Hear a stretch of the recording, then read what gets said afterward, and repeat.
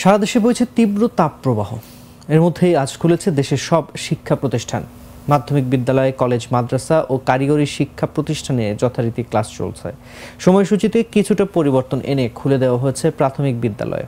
শিক্ষার্থীদের স্বাস্থ্য ঝুঁকি বিবেচনায় বন্ধ রয়েছে শুধু প্রাথমিক বিদ্যালয়। তাছাড়া কোনো প্রতিষ্ঠানে অ্যাসেম্বলি হবে না, এমনকি শ্রেণীকক্ষের বাইরের কোনো কাজও শিক্ষার্থীদের দিয়ে করানো যাবে না। এদিকে আজ রোববার সকাল থেকেই রাজধানীর বিভিন্ন এলাকা ঘুরে স্কুল কলেজগামী শিক্ষার্থীদের আনাগোনা দেখা গেছে।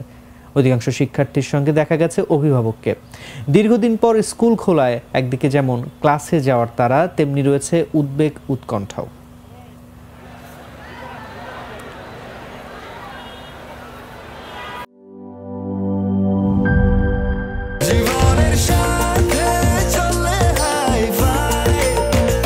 স্বাস্থ্যকর অল টাইম ফ্যামিলি কেক, সব সময় অল টাইম হেলদি লাইফ।